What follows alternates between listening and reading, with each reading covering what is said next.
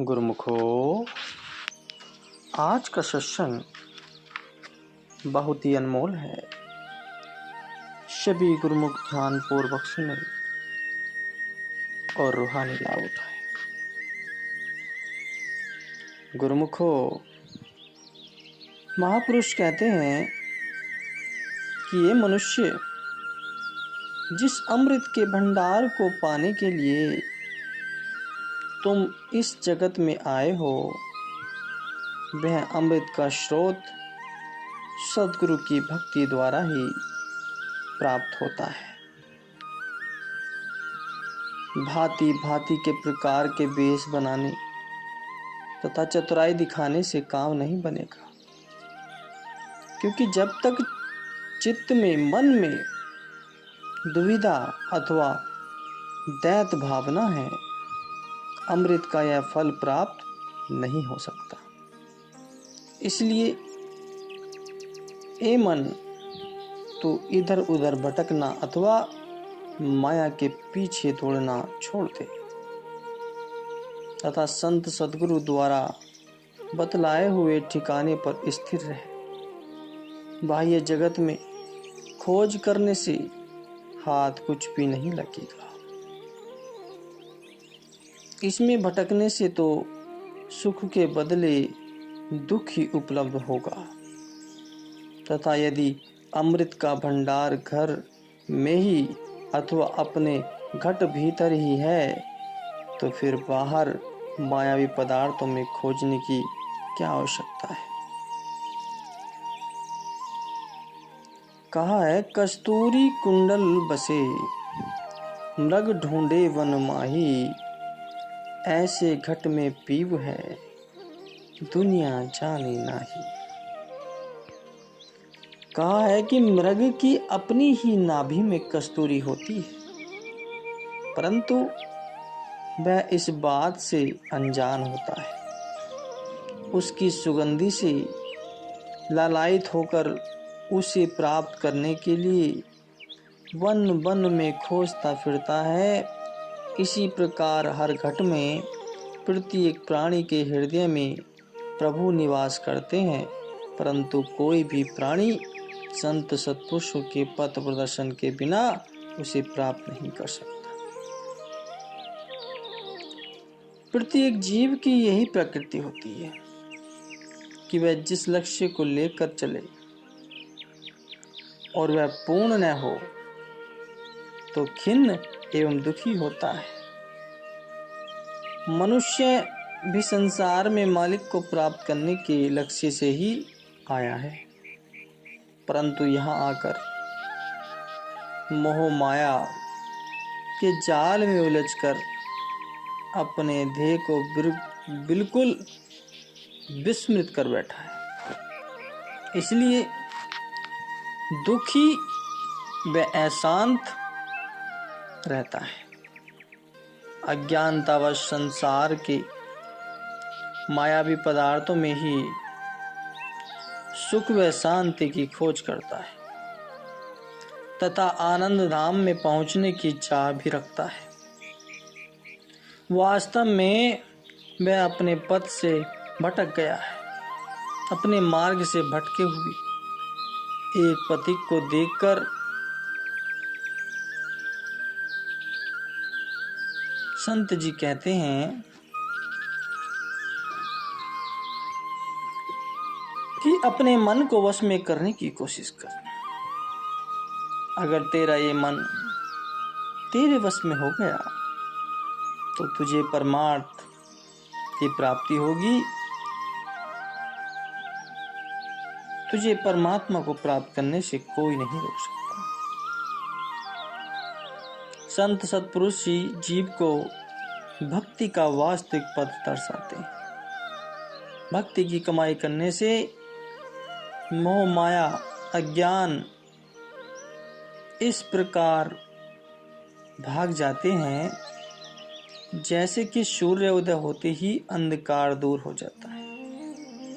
प्रकाश के विस्मृत हो जाने पर अंधकार ऐसे अपना डेरा कूच करता है कि फिर उसका वहां नामो निशान भी दिखाई नहीं देता। इसी प्रकार परम सुख की खान जो भक्ति है, इसका हृदय पटल पर आगमन होते ही मोह माया तथा ज्ञान का अंधकार सर्वदा नहीं रहता। भक्ति की ज्योति के प्रकाश का वर्णन करते हुए काकभूषणी जी गरुण जी के प्रति कहते हैं कि हे गरुण जी, राम भक्ति प्रभु भक्ति एक सर्वश्रेष्ठ सुंदर चिंतामणि हीरे के समान है। यह जिसके भी हृदय में बस जाती है, उस हृदय में दिन रात तेरु प्रकाश बना रहता है।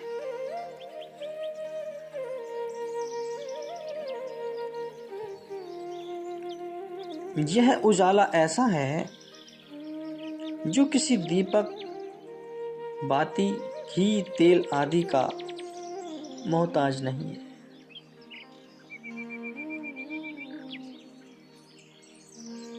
भक्ति रूपी चिंतामणि के प्रकाशित होने से मोह रूपी दरिद्रता निकट तक भी नहीं भटक सकती। लोभ, लालच रूपी वायु भी इसे नहीं बुझा सकती।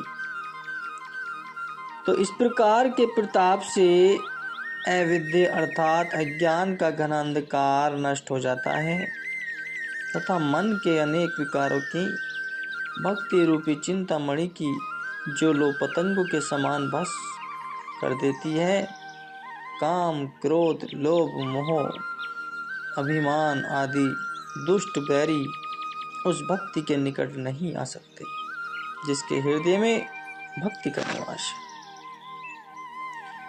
यहाँ भक्ति की तुलना चिंतामणि नामक रत्न से की गई है। तो गुरुमुखो, चिंतामणि एक विशेष प्रकार का रत्न होता है जिसके 3 विख्यात गुण हैं। प्रथम विशेषता इस मणि की यह है कि इसे जहाँ रख दो वहाँ चारों ओर प्रकाश ही प्रकाश हो जाएगा तथा उस प्रकाश में दूर एवं निकट की प्रत्येक वस्तु स्पष्ट दिखाई देने लगेगी। दूसरा विशेष गुण इस मणि का यह है कि जिसके पास यह हो उसकी प्रत्येक इच्छा पूरी होती है। तीसरा गुण यह है कि चिंतामणि अत्यधिक मूल्यवान होती है तथा जिसके पास यह मणि हो उसकी दृष्टि में अनेक राजाओं का खजाना भी निम्न मात्र है। भक्ति का उजाला किसी दीपक, बत्ती, तेल आदि के अधीन नहीं है। चिंतामणि जहाँ रहेगी वहाँ सब स्थान दे दिव्यमान रहेंगे। इसी प्रकार भक्ति रूपी चिंतामणि के प्रकाश में मनुष्य को जगत के समस्त नश्वर पदार्थ अपने यथार्थ रूप में दिखाई देने लगते हैं तथा इसको सत्य असत्य का विवेक सुगमता से प्राप्त हो जाता है। जब तक चित्त में, अपने मन में ब्रह्म अज्ञान का अंधकार परिव्याप्त है, तब तक जीव जगत के धोखे का शिकार है। जिस प्रकार अंधकार के कारण किसी पदार्थ की ठीक ठीक पहचान नहीं हो सकती, वैसे ही मोह अज्ञान के अंधकार में पड़कर जीव सत्य असत्य की परख नहीं कर सकता।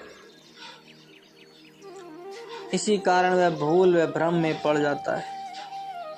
परंतु जब तक भक्ति रूपी चिंतामणि हृदय में बच जाती है तो भूल भ्रम की संभावना ही नहीं रहती। जीव धोखे का शिकार बनने तथा बाहरी हानि से सुरक्षित हो जाता है। दूसरा लाभ भक्ति रूपी चिंतामणि से यह हुआ कि जीव की सब कामनाएं पूर्ण हो तथा उसके सर्व मनोरथ स्वतः सिद्ध होने लगते हैं।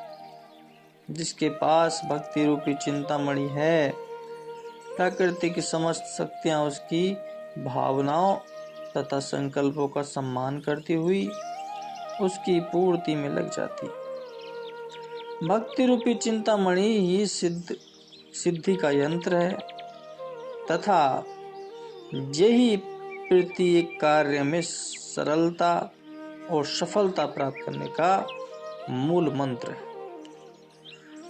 और तीसरा लाभ यह है कि भक्ति चिंतामणि जिसके पास है वह सबसे बड़ा धनी है।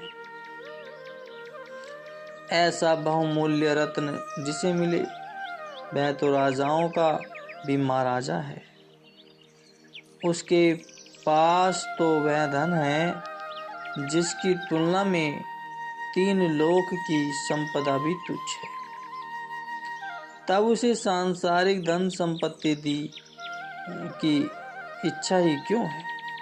उसे कमी किस बात की है? जबकि उसके मन में सांसारिक संपत्ति की कोई चाह अथवा इच्छा शेष रहे, जिसके मन में कोई अभिलाषा नहीं, चाह नहीं, इच्छा नहीं, चिंता नहीं, वह तो सम्राटों का भी सम्राट है।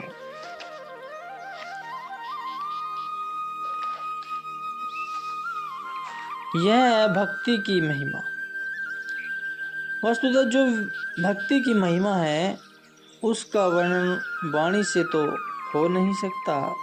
गुरुमुखो, अपने अपने श्रद्धा भावना अनुसार सब ग्रंथों शास्त्रों महापुरुषों ने इसको यथेच्छित वर्णन किया है। सकल विश्व में भक्ति के समान न कोई धन है, न संपदा है और न ही कोई अत्युत्तम विभूति भक्ति की समानता कर सकती है। जिन जिन भक्तों ने यथार्थ भक्ति की है उन्होंने यह भली भांति निर्णय कर दिया है कि भक्ति ही सार वस्तु है तथा भक्ति द्वारा ही मालिक को प्राप्त व प्रसन्न किया जा सकता है। संत महापुरुषों के सद्प्रभाव या गुरुदेव की भक्ति के प्रताप से मनुष्य भी पवित्र हो जाता है। महापुरुषों की संगति अचूक औषधि के समान होती है, जिससे जीव के समस्त मानसिक रोग विनष्ट हो जाते हैं। जैसे दूध में पानी मिलकर तद्रूप हो जाता है, वैसे ही जीव भी सत्पुरुषों की संगति द्वारा सब दुख व रोगों से मुक्त हो इष्ट देव जी के श्री चरणों में विलीन हो जाता है। इस प्रकार अनेक अनन्य नीच जातियों में उत्पन्न हुए भक्त भक्ति के प्रताप से उच्च पदों को प्राप्त हुए और आज तक जगत के लोग उनके शुभ नामों को बड़े सम्मान से लेते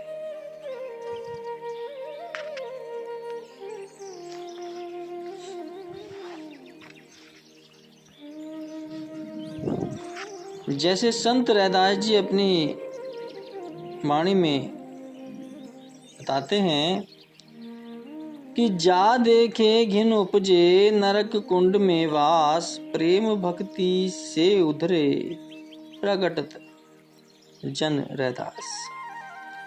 कछु काम के थे नहीं कोई न छूता छाव, सद्गुरु की कृपा भई पूजन लागे। मैं वही हूँ जिसे देखकर लोगों के मन में घृणा उत्पन्न होती थी तथा मैं हर समय नरक कुंड में निवास करता था अथवा काम क्रोधित विकारों के अधीन रहकर निरंतर दुखी एवं अशांत रहा करता था। दूसरे शब्दों में इसका अर्थ यह भी हो सकता है कि जाति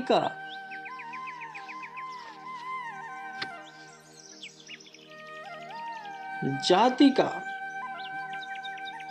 नीचा होना हर समय गंदगी में रहता था। चमड़े की दुर्गंध व गंदगी में रहना भी एक प्रकार से नरक में ही रहना कहा जाएगा। वही रैदास जी जब प्रेम भक्ति में निमग्न हुए तो उनकी दशा तुरंत पलट गई और अब विश्व में संत रैदास जी के रूप में उनकी महिमा सर्वविदित है। कथन करते हैं कि हम तो किसी भी काम के नहीं थे, न हम में कोई गुण था, न योग्यता थी, यहाँ तक कि छोटी जाति का होने से लोग हमारी कीर्ति छाया स्पर्श करने तक से भी घृणा करते थे। यदि गलती से हमारी परछाई किसी पर पड़ भी जाती तो लोग इसे भारी पाप समझते और शुद्धि हेतु स्नान करते थे।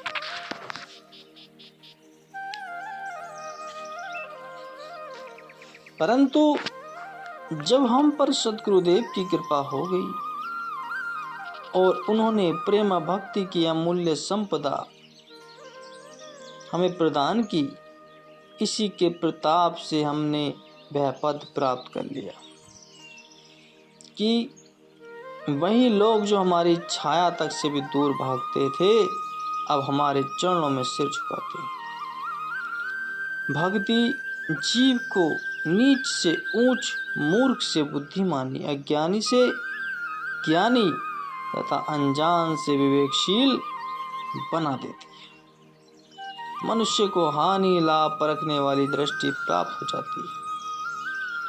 यह मानव योनि जो सर्वश्रेष्ठ योनि है, मालिक ने कृपा करके इसे अपना अंश बनाया, परंतु माया के पर्दे में यह मानव अपने अस्तित्व को भूल गया है। श्री रामचरितमानस में वर्णन आया है कि ईश्वर अंश जीव अविनाशी, चेतन अमल सहज सुख राशि, जो माया बस भयउ गुसाई, बंदेहु कीर मरकट की नाई। कि यह जीव ईश्वर का अंश है जो सदा पाप रहित, चैतन्य, अविनाशी और स्वाभाविक ही सुखों का भंडार है। इसलिए मालिक अपने अंश को अपने में पुनः मिलाने के लिए ही मनुष्य तन देते हैं, परंतु माया के बस में आकर यह इस प्रकार बंधन में बंध गया है जैसे तोता और बंदर बंधन में आ जाते हैं। जैसे बंदर को पकड़ने के लिए मंदारी लोग शक्रे अथवा तंग मुंह वाली एक सुराही में चने भर कर रख देते हैं। बंदर आता है और चने के लोभ में सुराही के भीतर हाथ डालता है। जब मुट्ठी भर जाती है और हाथ बाहर निकालना चाहता है, तब सुराही का मुंह तंग होने के कारण हाथ बाहर नहीं निकाल सकता। अब एक तरफ तो मुट्ठी भर चने का लोभ है तथा दूसरी ओर स्वतंत्रता खो देने का प्रश्न है। यदि वह चने का लोभ त्याग दे तो उसका हाथ सुराही से बाहर आ सकता है और तब वह स्वतंत्र भी हो सकता है, परंतु वह लोभ को त्यागना नहीं चाहता और बंद मुट्ठी सुराही में फंस जाती है। मैं इसी असमंजस में पड़ा रह जाता है कि चनों का त्याग करूं अथवा न करूं। इतने में मंदारी आकर पकड़ लेता है और उसके गले में दास्ता की साकल डाल देता है। उसके बाद वह रोटी के एक एक टुकड़े के लिए मंदारी के संकेतों पर नाचता है और घर घर अपना कौतुक खेल दिखाता फिरता है। विचार करने की बात है कि तनिक मात्र लोभ ने बंदर की स्व इच्छा स्वतंत्रता छीन ली। उसे किस तदनीय दशा में पहुंचा दिया। इसी प्रकार संतों ने तोते का दृष्टांत दिया है। जैसे तोता नलिनी के डांडे पर पांव रखता है तो नलिनी घूम जाती है, तोता घबराकर दूसरे डंडों पर पांव जमाता है।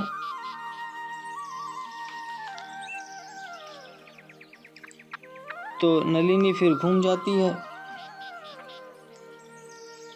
इसी प्रकार नली चक्कर खाती रहती है और उसके साथ साथ तोता भी चक्कर खाता रहता है।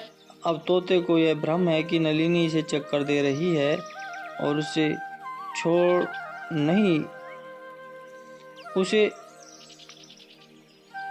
ही नहीं रही, परंतु वास्तविकता तो यह है कि स्वयं तोता ही नलिनी से लिपटा हुआ है, इसी कारण चक्कर खा रहा है। इसी प्रकार जीव भी काल और माया के धोखे में आकर आवागमन के चक्र में फंस गया है। जैसे रेशम का कीड़ा अपने भीतर से ही तार निकालकर उसमें बंध जाता है, इस कैद व बंधन की हालत से छूटने तथा इससे भ्रमजाल के चक्कर से मुक्त होने का कोई सुगम साधन है तो वह केवल भक्ति ही है। इसके बिना यदि कोई कहे कि मैं सुखी हो जाऊंगा या मेरा जीवन है शांत में बन जाए, यह तो तीनों कालों में असंभव है और बिना भक्ति के यह संभव है। इसलिए संत महापुरुषों की शरण में जाकर उनसे नाम की दीक्षा लेकर उनके बताए हुए मार्ग पर चलकर ही इस सुख को प्राप्त किया जा सकता है और इस सांसारिक दुखों का नाश हो सकता है। बोलो जयकारा, बोल मेरे श्री गुरु महाराज जी की जय।